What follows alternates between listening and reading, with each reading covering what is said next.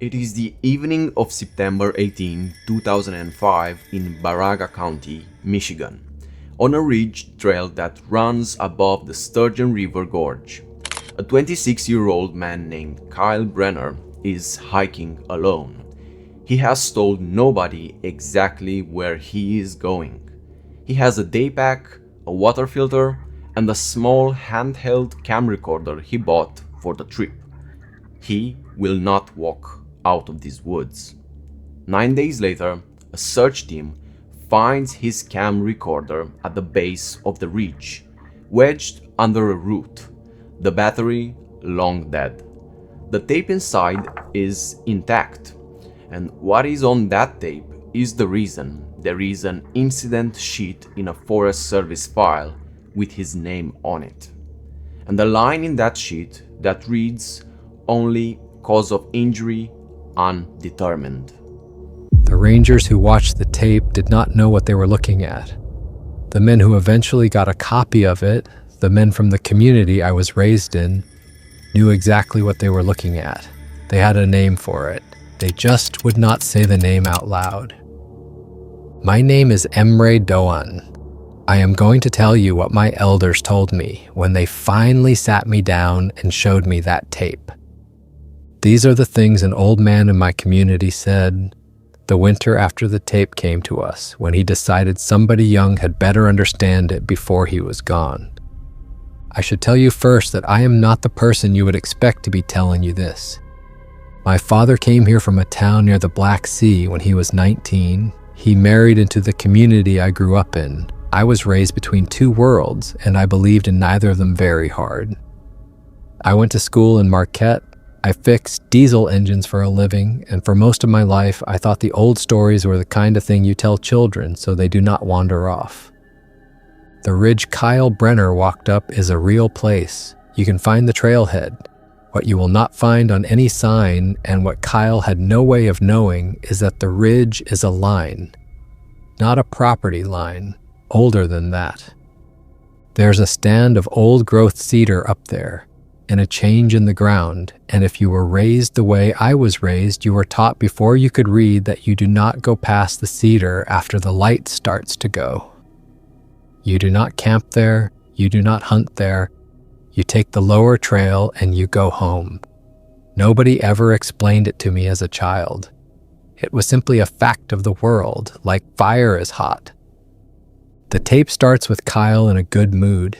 He is filming himself, walking, narrating for whoever he plans to show it to later. He is proud of how far in he has come. The light is going gold and then gray. He is past the cedar. He does not know that means anything. Then, at the edge of the frame, down the slope, there is a shape. He notices it the way you notice a deer. He goes quiet, he brings the camera around, and he tries to hold it steady on the thing standing in the tree line maybe 80 yards below him. It is dark and it is low to the ground, and at first you would swear it was a big animal on all fours. He whispers that it is probably a bear. You can hear in his voice that he is not scared. He is thrilled. He thinks he is getting something on tape that his friends will not believe. I need you to understand what the old man told me about the first stage. He called it the warning. He said the thing that lives past the cedar does not rush. When you cross the line, it does not come for you at once. It shows itself to you once at a distance, and it waits to see what you do. He said that in every story he had ever been told, the ones who lived were the ones who understood that first sight as a question and answered it by leaving. Kyle did not leave. On the tape, he starts moving toward it. He wants a better shot. The shape on the slope stands up. It is hard to describe what that does to the picture because the camera jerks when it happens. But for a second, the thing unfolds from the ground, and it is tall, far taller than it had any right to be. Head and shoulders that read wrong against the trees, a long, low head, ears set high, and then it is gone sideways into the brush faster than the camera can follow. Kyle laughs, a nervous laugh. He says something about how he did not know bears could move like that. The timestamp on the tape jumps here, there's a gap. When the picture comes back, the light is nearly gone and Kyle is not narrating anymore.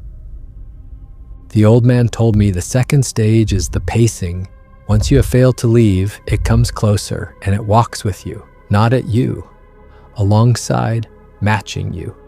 He said the pacing can go on a long time, and that this is the cruelest part because a person can talk himself into believing the danger has passed while the danger is walking 20 feet away in the dark, learning him. On the tape, you can hear Kyle walking fast now, gravel and roots.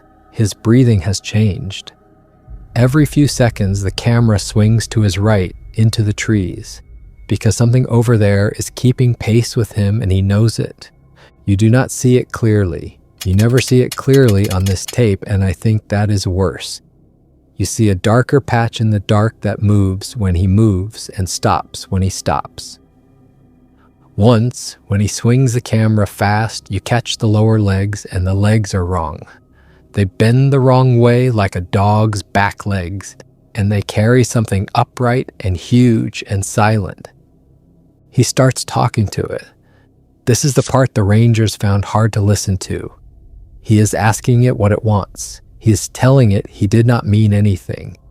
His voice has gone high and young. The old man told me that people always try to reason with it, and that it does not care because reasoning with it is a human idea, and the thing is not judging you as a human would.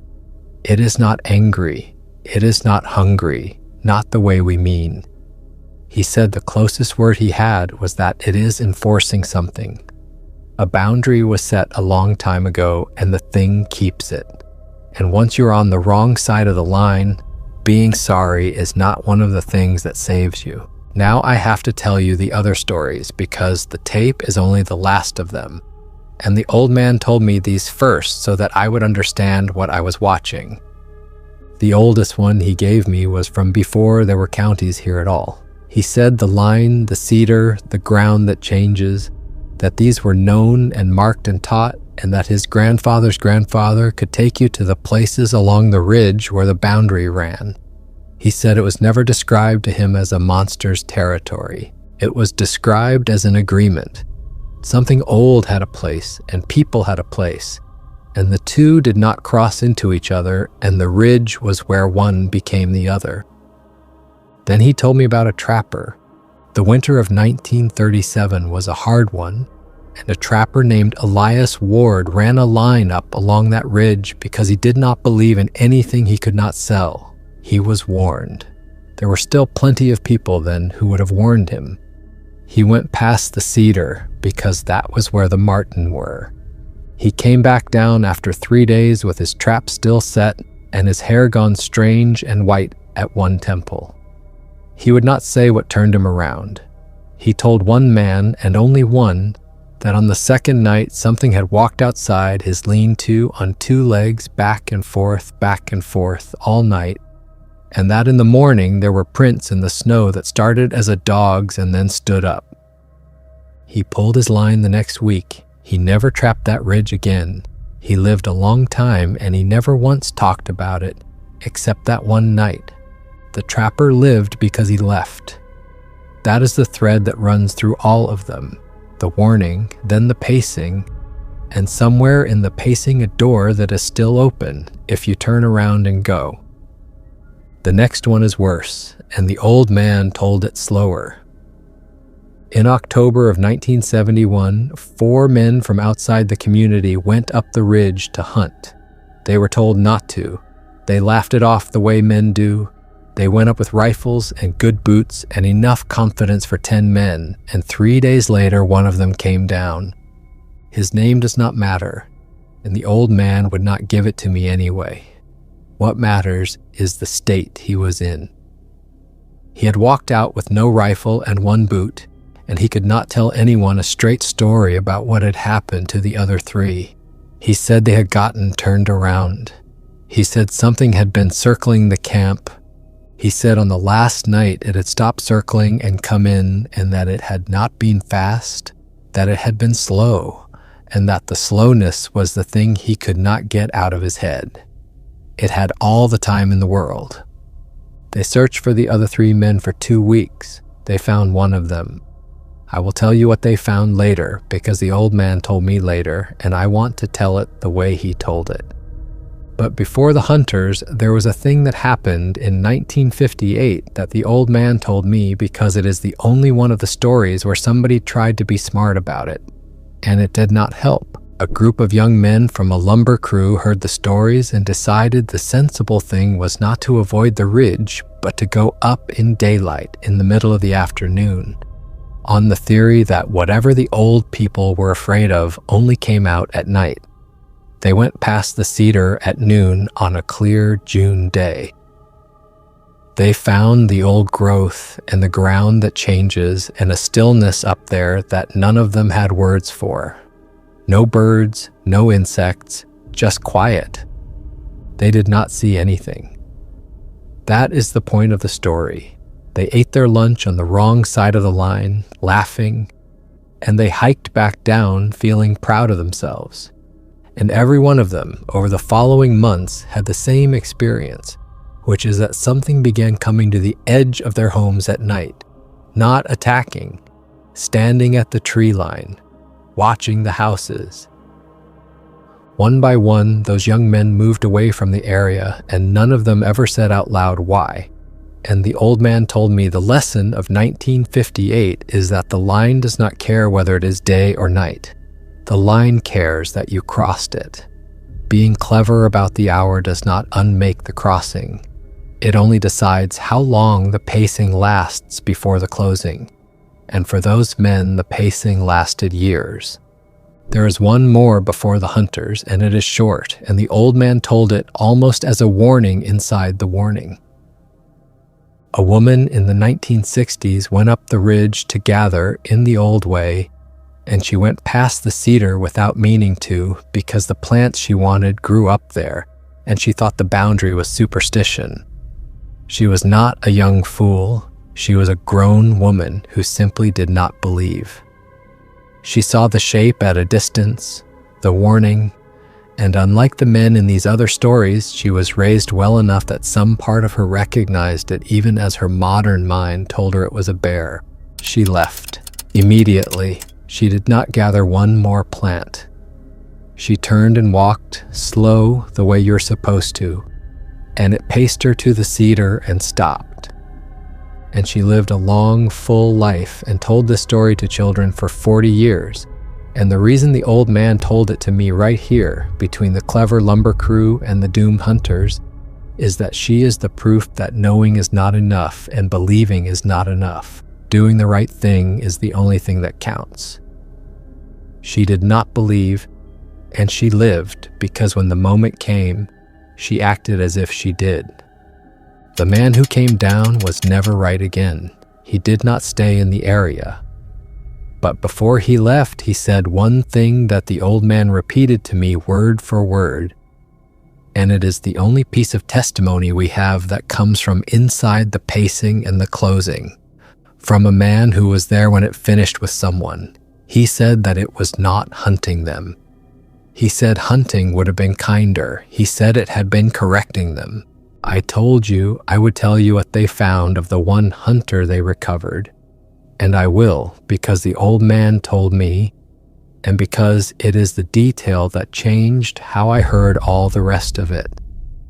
They found the man about a half-mile below the cedar, below the line, on the right side of the boundary, the same as Kyle Brenner's camera would be found decades later.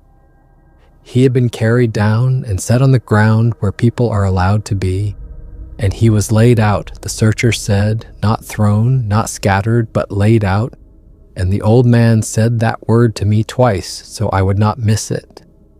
Laid out, as if to be found, as if the thing that keeps the line had wanted us to have him back on our side, so that we would know what had been decided up there and would go on telling each other where the line runs. The other 2 hunters were never found at all. They stayed on the far side. And the old man said that this is the pattern too, that the line gives back what it wants us to see and keeps what it wants to keep. And that a body returned to the boundary is not mercy and is not cruelty, it is a message, and the message is always the same. This is where you stop. This is where we begin. Do not cross.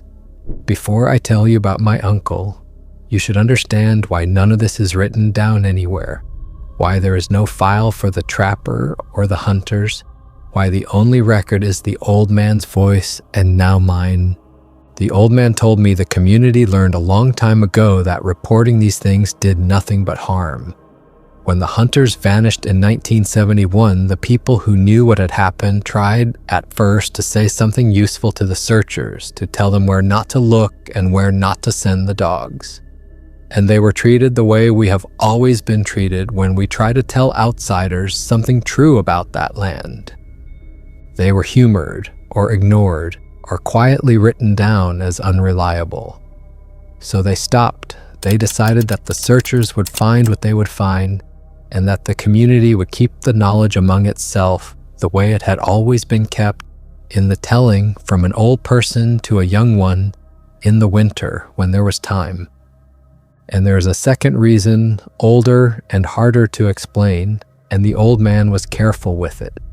He said, we do not report it, and we do not photograph it, and we do not speak its name to outsiders because the line is an agreement. And an agreement has two sides, and our side of it has always been silence. He said the thing keeps its side, it stays past the cedar, it does not come down into the towns, it does not take people who stay on the right side of the boundary. And our side, the price of that is that we do not expose it, we do not hunt it, we do not put it on a tape and sell it, we do not bring men with guns and cameras up onto that ridge to break the oldest arrangement there is. He said every time an outsider crosses the line and it enforces the line and the tape or the story gets out anyway, he feels a kind of dread because he wonders whether the day is coming when enough people will go up there with enough equipment that the agreement finally breaks and the thing decides its side is no longer bound either. That's why I hesitated to tell you any of this. I want you to hear that. The old man's voice is in my head asking me whether I am keeping the agreement or breaking it. I have decided that telling you where the line is and what it costs to cross it and begging you not to cross it is keeping the agreement. I hope I am right. My father crossed a smaller line once, and it is a small story, but it is the reason I was raised the way I was raised, so I will give it to you. My father, the immigrant, the man who came here from the Black Sea and married in, did not grow up with any of this. He thought it was folklore, charming, the sort of thing his wife's people believed the way his own people back home believed in things that walked at night. And one autumn early on, before I was born, he went up onto the lower part of that ridge to cut firewood, and he worked later than he should have. And the light started to go, and he found himself higher up than he had meant to be, near the cedar in the dusk. He told me he never saw anything. He told me that all his life. But he told me that standing up there in the failing light with his saw in his hand, a man who did not believe in any of it, he was suddenly and completely certain that he was being watched, and that whatever was watching him was very close and very patient, and was waiting to see what he would do. And he said he did the thing his body told him to do, which was to leave everything, the cut wood, the saw, and walk, not run, walk straight back down the way he had come. And he did not stop, and he did not look back until he was in his own yard. He went up the next morning in bright daylight, and his saw and his wood were exactly where he had left them, undisturbed. And from that day, my father, who believed in nothing, raised me to believe in the line because he had felt it once, and he never wanted his son to feel it the way Kyle Brenner felt it. That is the whole reason I knew any of this before the old man ever showed me the tape. My skeptical immigrant father, more than anyone, made sure I knew where the cedar was. Now here is the part I did not know until that winter, the part that is family. In the middle of the 1980s, my own uncle crossed the line. He was young and he had been drinking, and he went up past the cedar on a dare at dusk, which is the exact wrong time. And he is the reason we know as much as we know, because my uncle is the only person in living memory who went past the cedar in the dark, was shown, was paced, and walked back out whole. He saw it at a distance first, the warning down the slope, low. And unlike Kyle Brenner, unlike the trapper's worst night, unlike the hunters, my uncle had been raised on this, and drunk as he was, some old trained part of him understood exactly what the shape at the bottom of the slope was asking him. He turned around. He did not run, because the old man says running is answering the wrong question. Running tells it you are prey. He turned around and he walked, and it paced him the whole way down. He said it walked beside him in the brush for nearly a mile, close enough that he could hear it breathing, close enough that once he smelled it, and he described the smell to me, and I will not, because it is the one detail I have never been able to forget, and I would rather you not carry it either. He said it never touched him. He said at the cedar, at the line, it stopped. He took one more step onto the right side of the boundary, and when he looked back, there was nothing there at all. I want to sit in my uncle's story a little longer because he is the only living source we have for what the pacing is actually like.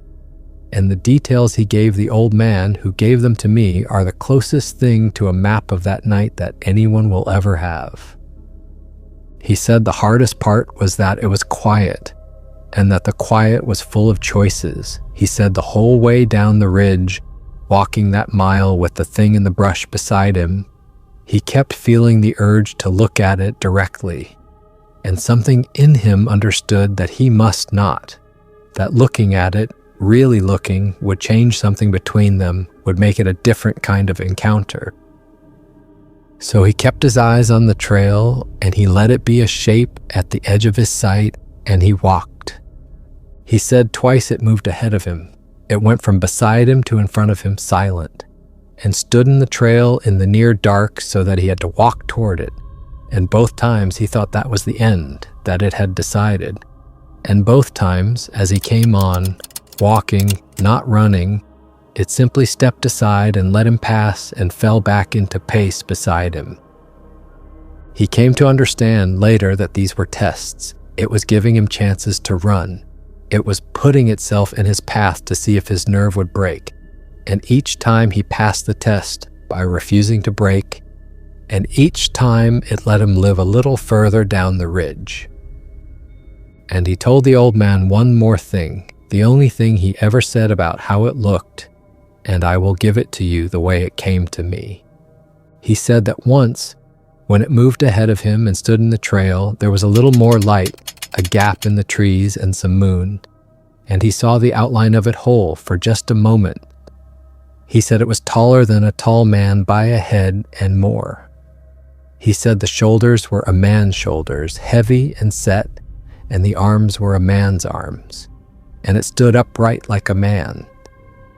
But the head was long and low and wrong, a dog's head, a wolf's head, ears up and pointed, a muzzle, and the back legs, when it stepped aside, bent the wrong way, folded like an animal's, and it moved off those legs without a sound. He said the wrongness of it was not that it was a monster. The wrongness was that it was so clearly a person and an animal at the same time, and that both of them were looking at him out of the same eyes and had already decided he could go. That is how we know the three stages: the warning, the pacing, and the closing. And that is how we know that the closing only comes for the ones who, somewhere in the pacing, do the one thing you must never do. You break for it. You panic. You run. Which brings me back to the tape, because on the tape, in the last minutes, Kyle Brenner ran. You can hear the exact moment he decides to. Up until then, he has been walking fast and talking to it and holding the camera. And then something changes. Maybe it comes too close. Maybe he simply cannot stand the pacing anymore, and he breaks into a dead sprint down the trail. The old man went very quiet when he told me to watch this part. He said, "Now it is allowed." The camera is a mess of black and motion and Kyle's breathing. You cannot see anything. You do not need to. You can hear it come. It does not sound like a dog running, and it does not sound like a man running. It sounds like something very large moving very fast and very close, and it is gaining, and Kyle is making a sound now that is not words.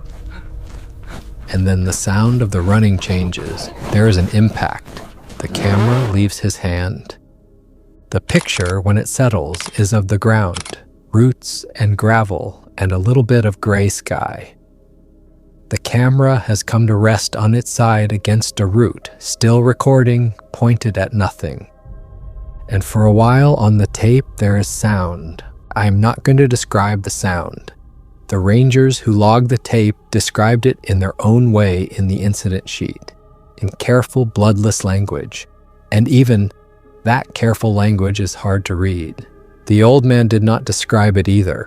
He let it play, and then he reached over and he stopped it. And he sat with his hands in his lap for a long time. Then the sound stops, and the tape simply runs and records the empty ground and the light going out of the sky until the battery dies 9 days later at the bottom of that ridge.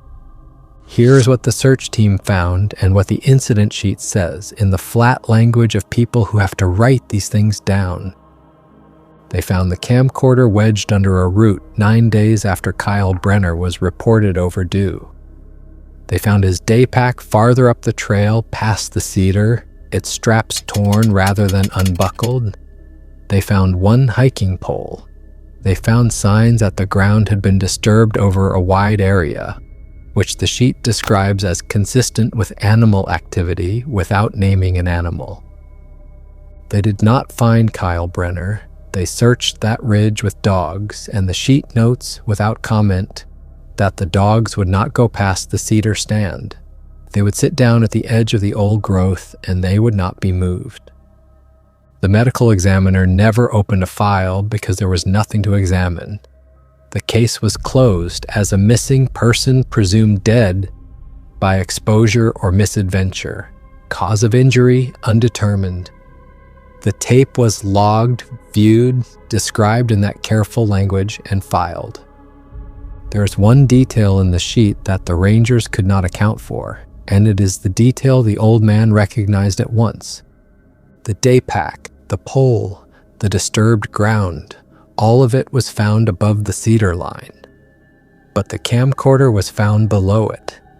Below the line, wedged under a root, on the right side of the boundary, as if it had been carried down and set there. The rangers assumed it had been dragged or had rolled. The old man did not think it rolled. He thought about it a long time, and the only thing he ever said about it was that whatever kept that line had wanted the tape found, and had carried it down to the place where people were allowed to be and had left it there for us, so that we would know the line still held. And so that we would keep telling people, the way I am telling you now, where it runs and what it costs to cross it. I have to tell you one last thing, and it is mine, not the old man's, and it is the reason I agreed to tell any of this at all. 2 summers ago, I went up that ridge in daylight. I am a grown man who fixes diesel engines, and I'd spent my whole life half believing. And after the old man died, I found I needed to see it for myself. The cedar, the ground that changes, the place where the line runs. So I hiked up on a bright July afternoon with a full water bottle and a head full of skepticism. And I found the old growth, and I found the place where the soil changes color and the trees get old. And I stood right at the edge of it. There were no birds. I want you to understand that I noticed it the way my mind noticed everything that day, as a fact to be explained. No birdsong, no insects. A stillness that sat on that ridge like a held breath in the middle of a bright summer afternoon, with the sun coming down through the canopy and nothing on earth to be afraid of. And I felt the line. I cannot say it any better than that. Standing at the cedar in the sunlight, I felt in my body, in the old animal part of me, that my father's blood and my mother's blood both put there. That one more step would be a crossing, and that a crossing is a question, and that I did not want to be asked. I turned around. I did not run because I know better than to run. I walked back down the trail in the sunshine, and I did not look back until I was well below the cedar. And when I looked back, there was only the forest, green and ordinary and silent. I never saw anything. I want to be honest about that. I have no footage. I have no proof. I have a stand of cedar where the birds do not sing, and a feeling in my body that I trust more than I trust most things I can prove. And the tape and the old man's voice in my memory telling me the 3 stages so that I would know them if the day ever came. There is a man from those searches, one of the volunteers, who went back up that ridge exactly once more, years later in daylight, because he could not let it go. He told me he got as far as the cedar. He said he stood at the edge of the old growth in the middle of a bright afternoon with no reason on earth to be afraid. And he said he turned around and walked back to his truck, and he has never been able to explain to anyone, including himself, why. I think I can explain it. I think some part of him, some old animal part underneath the man, understood the sight of that changed ground as a question. And for once in his life, he answered it correctly. Real or fake, you decide. But if you are ever up on a ridge in the Michigan woods and the light is starting to go, where the ground changes under your own feet, I am asking you to do one thing. Turn around. Walk. Do not run, and just go home while you still can.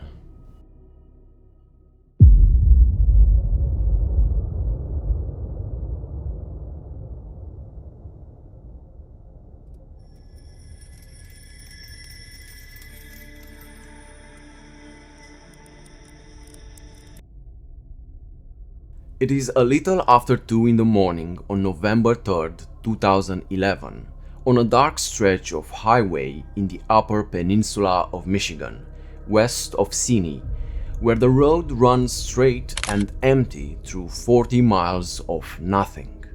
A 43-year-old long-haul driver named Wade Halloran is behind the wheel of a loaded freight truck. Running a night route he has run 100 times.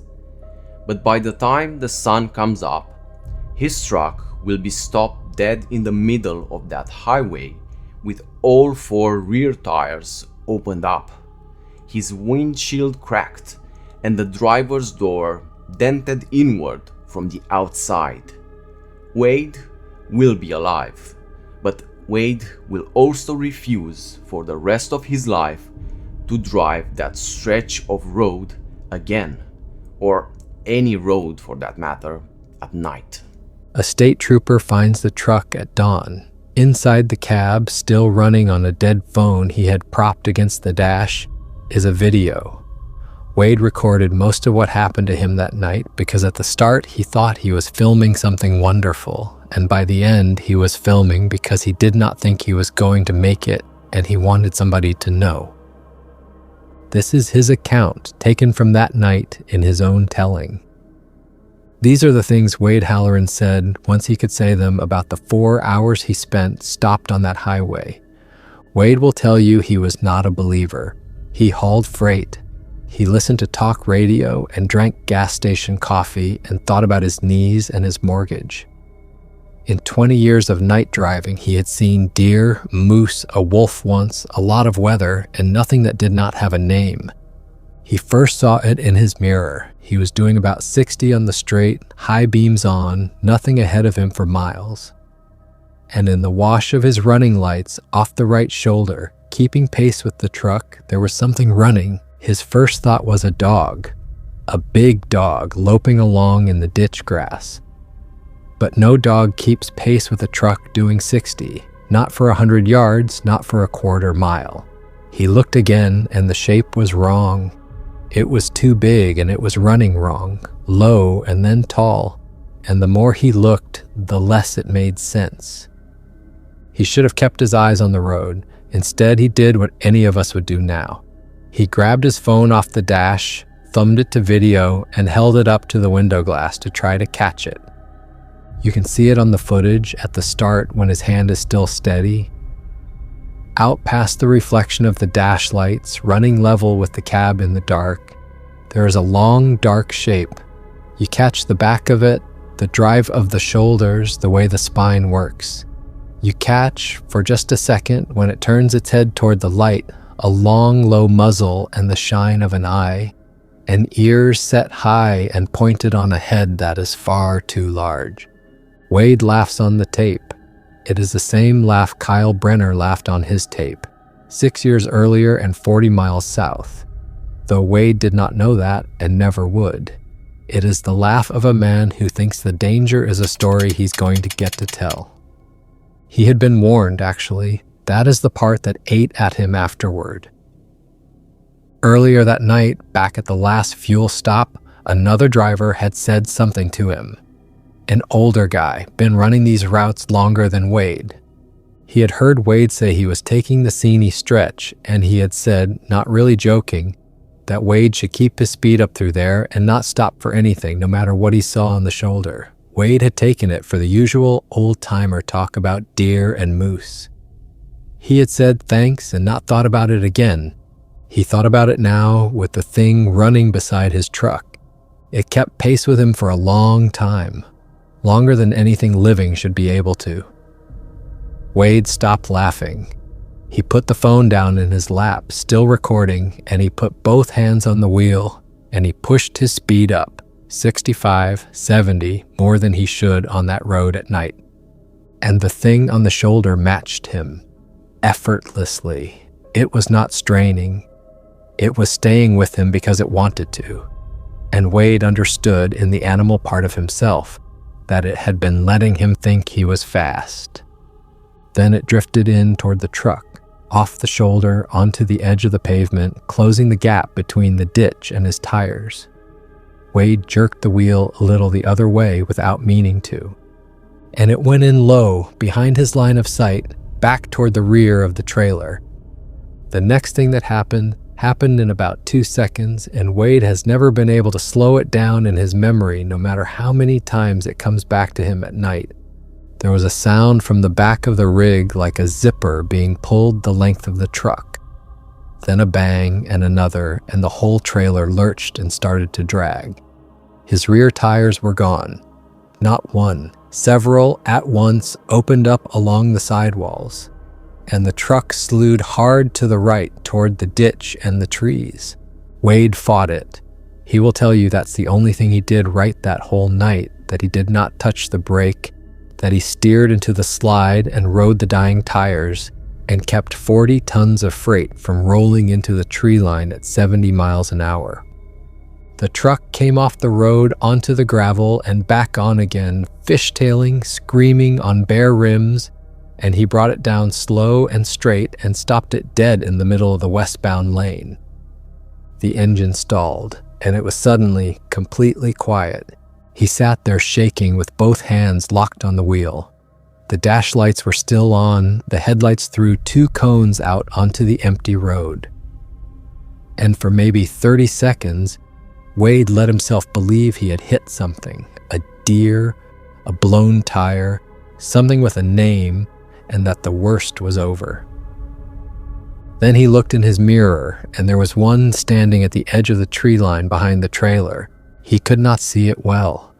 It was at the very edge of where his running lights reached, and it was upright now, standing on 2 legs at the tree line. Tall, the shoulders and the long head just catching the red of his tail lights. It was not moving. It was watching the truck. And then, off to the left, at the front, another shape crossed the beam of his headlights, fast and low and huge. And Wade understood that there was not one. He killed the lights. Some instinct told him to stop advertising where he was, and he reached down and shut off the headlights and the running lights and even the dash, and he sat there in the dark cab in the middle of the highway, and he got down low across the seat, and he waited. That is where the survival began, and it went on for 4 hours, and I'm going to take you through it the way he lived it, because the shape of that night is the whole point. For a while, nothing. He lay across the bench of the cab with his heart going, and he listened.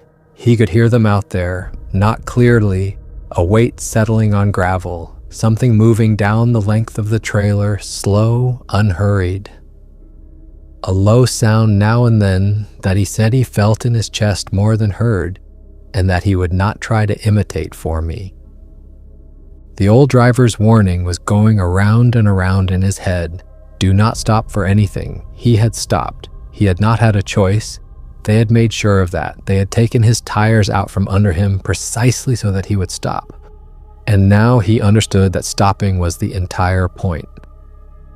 It had wanted him to stop. All that pacing, all that keeping level with the cab, it had been hurting him, and the tires were the gate closing.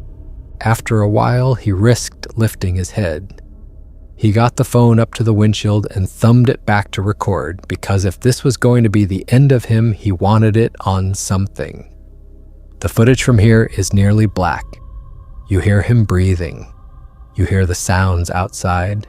Once in a great while, a shape passes across the faint gray of the windshield and blots out the little bit of starlight, and you understand how close they are walking to the glass. Then came the first lull and the first mistake. The sounds outside stopped. For several minutes, nothing moved that he could hear. And Wade let himself hope they had lost interest, that the truck was just dead metal to them now, that they were drifting back into the trees.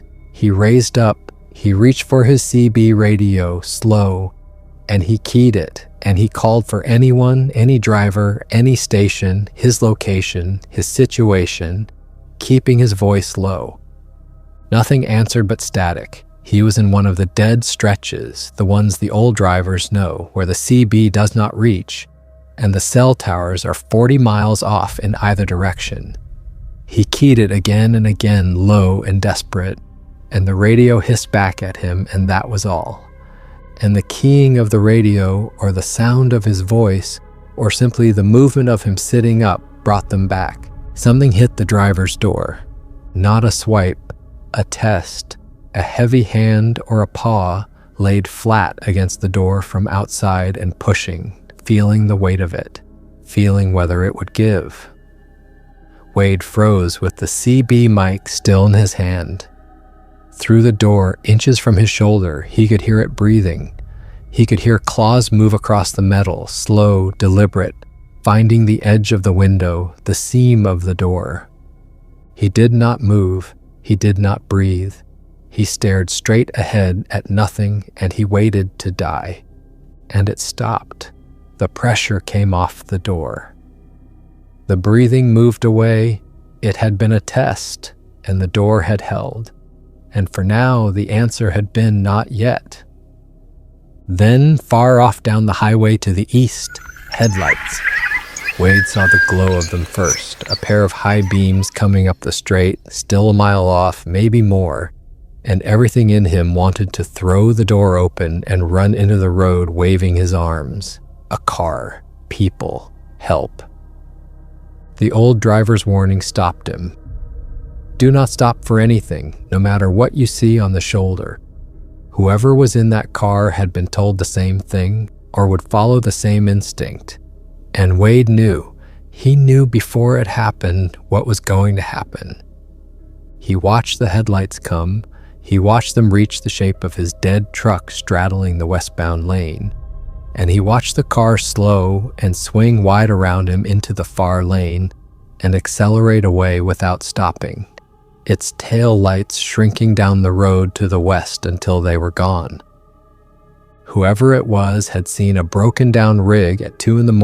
on a bad stretch and had done the only sane thing and kept going. Wade told me that was the lowest point, lower than the door, watching those taillights leave.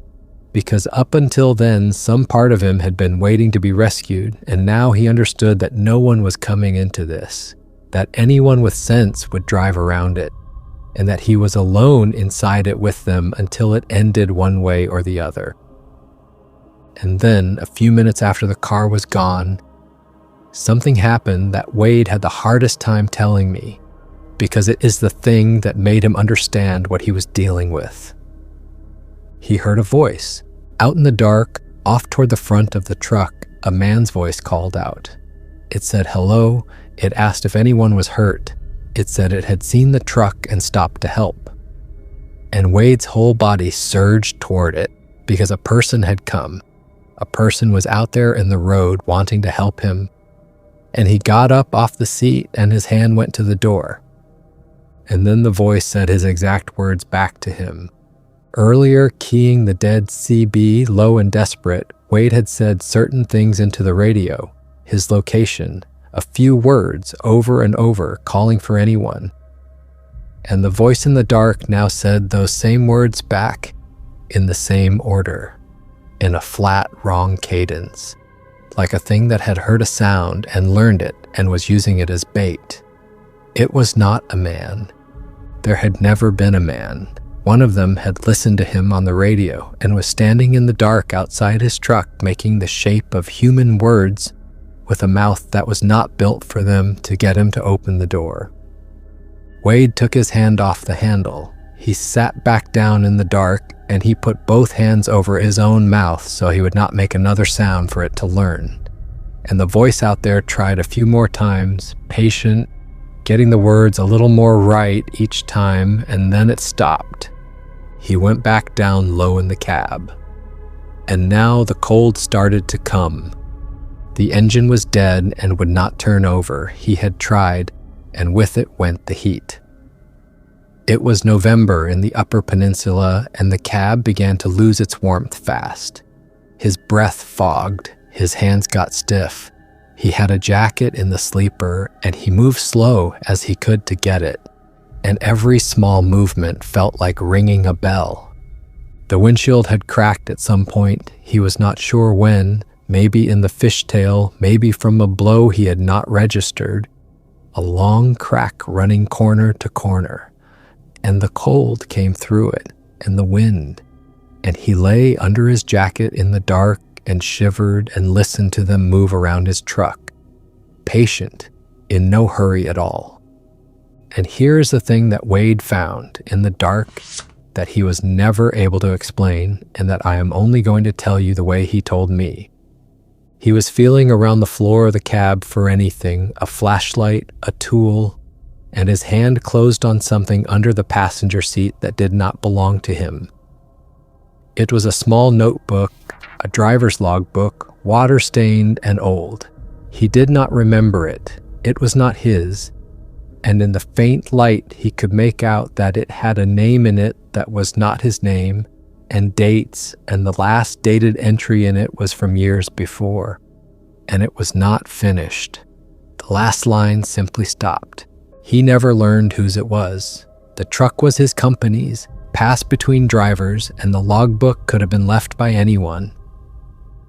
But lying there in the cold with the things walking around outside, Wade came to a certainty that he could not shake, that whoever had left that book had been where he was now, on this same road, and had stopped for something on the shoulder and had not driven away in the morning, and that the company put its drivers on this route and did not tell them, and that the old man at the fuel stop had been trying in the only way he could to tell him what the company would not. I will let you decide what the logbook was. Wade believed to the end that he was not the first, and that he had been meant to be the last entry in that book, and that the only reason he was not was luck or stubbornness or the door holding. There was a stretch in the middle of the night that Wade said was almost worse than the violence because nothing happened in it, and the nothing went on so long that it started to work on his mind. One of them got up on top of the trailer. He heard it climb, The whole rig shifted as the weight went up the back of the trailer and settled onto the roof, directly above the cab. And then it lay down. He could hear it up there. He could hear it breathing through the metal, slow and even, right above his head. And it just stayed. For what Wade thought was close to an hour, one of them lay on the roof of his truck over him, not moving, while the others drifted somewhere out in the dark. And Wade lay in the cab beneath it, not daring to move either. The two of them separated by a 1/4 inch of steel, both perfectly still, both listening to the other breathe. He told me that was when he almost lost his nerve completely. Not from fear of being killed, from the wrongness of it, from lying in the cold in the dark with a thing the size of a man and a half resting on the roof of his truck as calmly as a dog on a porch. In no hurry, waiting for him to break, and knowing, the way you know a thing in your gut, that it could wait longer than he could. Eventually, the weight came off the roof. It climbed down the way it had gone up, unhurried, and rejoined the others. And Wade understood that the stillness had not been rest. It had been pressure. It had been one more thing they were doing to him patiently to see if the box would open on its own. After that, there was a long quiet, and then something Wade could make no sense of at all until much later. He heard them out on the road ahead of the truck in the wash of the last starlight through the cracked windshield, doing something deliberate. Dragging something, working at something in the roadway, several of them, low, and he could not tell what, and he did not dare raise up to look for a long time. When he finally did, he could just make out shapes bent over the pavement 40 feet ahead in the road, arranging something across the lane. He never learned for certain what it was. But when he thought about it afterward, and when he heard what the trooper found, he came to believe they had dragged something across the road ahead of the truck, a deadfall, a mass of brush and limbs, to block the westbound lane. So that if he did get the truck running, if by some miracle he limped it forward on the rims, he would come around into a blocked road in the dark and have to stop again. They were not just besieging him where he sat. They were closing the road ahead of him too, thinking further ahead than he was, sealing the box on every side. That was the thing that broke something in Wade that never fully healed. Not that they were strong, not that there were many, that they were planning. That while he lay in the cab out of his mind with fear, they were out there in the dark, working the problem of him like a crew, patient and coordinated and smart, and that he had never once in the whole night been dealing with animals. The worst of it came in the hour before dawn. They stopped being patient. It began with the truck moving, a push against the side of the trailer, rocking the whole rig on its blown springs, then another, harder, from the other side, so that Wade was thrown against the door and had to brace himself in the seat. They were rocking it, testing whether they could put it over, 40 tons of truck and freight rocking like a boat, and Wade wedged in the cab with his feet against the dash and his back against the seat, riding it, praying the trailer would not go. And then the big one came to the glass. He had seen them at a distance all night, shapes at the tree line, a head crossing a beam. He had never seen one close. Now, in the gray that was just starting to come up in the east, one of them put its face against the driver's window from the outside, inches from him, and Wade saw it. He would not give me all of it.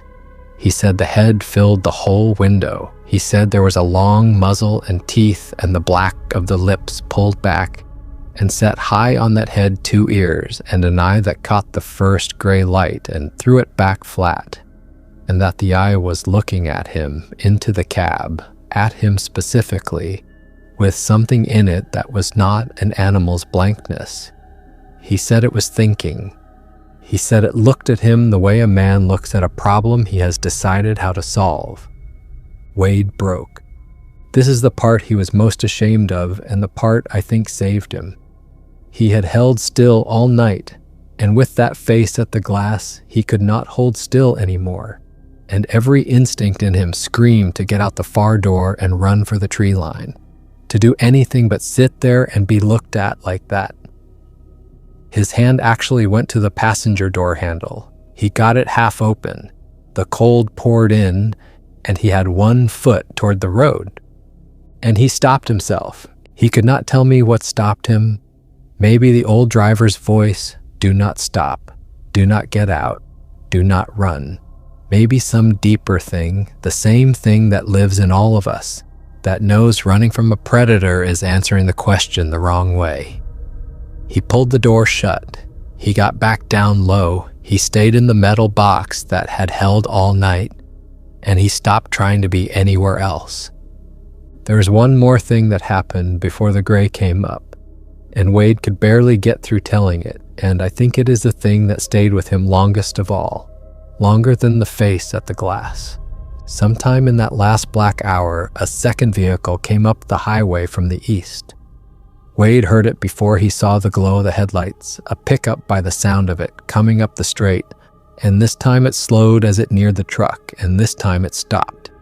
Wade lay in the dark with his heart tearing itself apart because he understood immediately what a person stopping meant.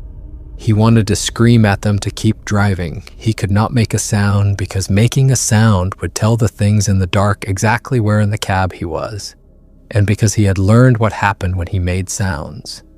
So he lay there, silent, and through the cracked windshield, he watched a man get out of a pickup 40 feet back with a flashlight. A good man, a decent man, doing the thing decent people do, coming to help a broken down rig on a bad road in the middle of the night. Wade watched the flashlight beam swing across the road. He watched it find the pile of brush they had dragged across the lane. He watched the man pause at that, puzzled. And he watched, from the tree line on both sides of that man, the dark come alive. I am not going to tell you everything Wade saw in the next minute because he did not tell me everything, and because some of what he did tell me I am not willing to put on a recording. I will tell you that the flashlight went out. I will tell you that it happened fast, faster than the man could have understood what was happening to him. And that whatever the things had been willing to spend all night patiently not doing to Wade in his sealed truck, they did to that man in the open road in under a minute, because he had done the one thing, the only thing, that Wade had spent 4 hours refusing to do. He had gotten out, he had come into the open, he had offered himself to the road, and the road took him. And Wade understood, lying there sick and shaking and silent, exactly why the old driver's warning had been what it was. Do not stop for anything, not because you might break down, because if you stop and you get out, you are theirs, and the only thing, the single only thing that had kept Wade alive all night was the steel box he had refused to leave. The man with the flashlight had a running truck 40 feet away, and he died because he stepped out of it. Wade had a dead truck, and he lived because he did not. That pickup sat there with its door open and its engine running until the trooper found it at dawn, 40 feet behind Wade's rig, and its owner was never accounted for, and the report lists him separately and does not connect the two because there is no way to connect them that any official report could survive. And the gray came up in the east. He does not know what made them leave. That is the honest truth of it, and the reason the story does not close clean. Somewhere in that last hour, as the sky went from black to gray to the first real light, the sounds outside changed. The rocking stopped. The weight of them moved off the road.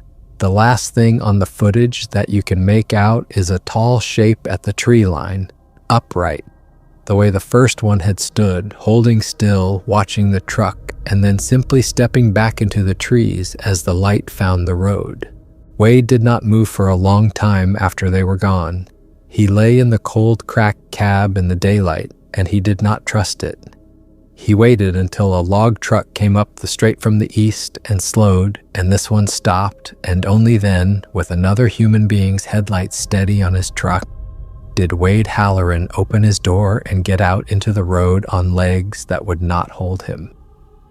Here is what the trooper found and what went into the report in the language of a man who deals in facts and stops where the facts stop. The truck was stopped in the westbound lane of the highway west of Seney, engine dead at first light.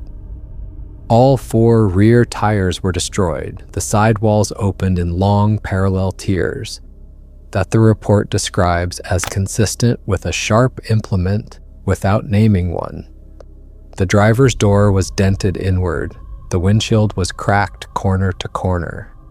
There were marks in the road dust and on the paint of the trailer that the trooper photographed, and the report notes as unable to be conclusively identified.